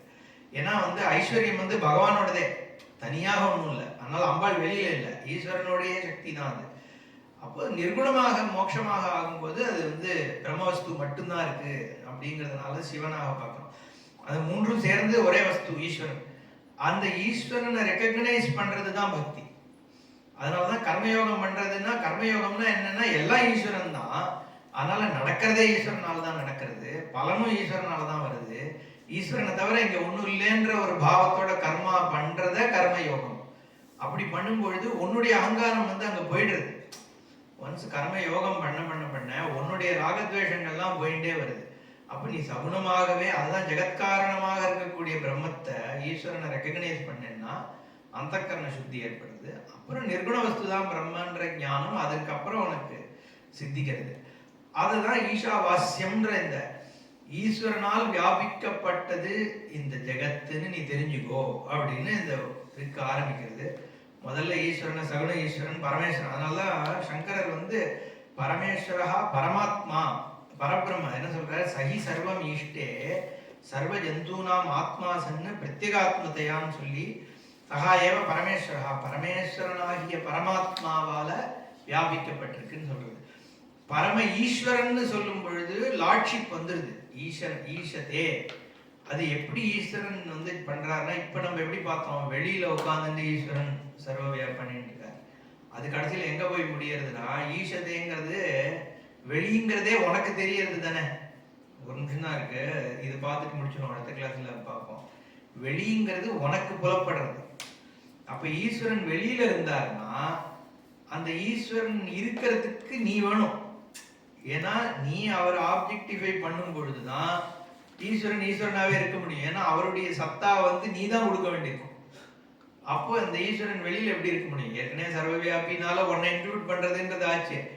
வெளியில இருக்கா ஈஸ்வரன் சொல்லும் பொழுது அவருடைய சத்தியத்துக்கு நீ தேவைப்படுறேங்கிறதுனால அவரை விட நீ பிரதானம் ஆயிடுற. அப்போ அந்த ஈசத்தேங்கிறதே ஆத்மாவாக எல்லாவற்றிலும் வியாபித்து இருப்பதனால் அந்த ஈஸ்வரன் வந்து உலகத்தை ஆள்றாருன்னு சங்கரர் வந்து வியாக்கியானம் அதுக்கு கொடுக்குறாரு. அடுத்த கிளாஸ் பார்ப்போம். ஓம் பூர்ணமத பூர்ணமிதம் பூர்ணாத் பூர்ணமுதச்யதே பூர்ணஸ்ய பூர்ணமாதாய பூர்ணமேவாவசிஷ்யதே. ஓம் சாந்தி சாந்தி சாந்தி. ஹரி ஓம் ஸ்ரீ குருभ्यो நமः. ஹரி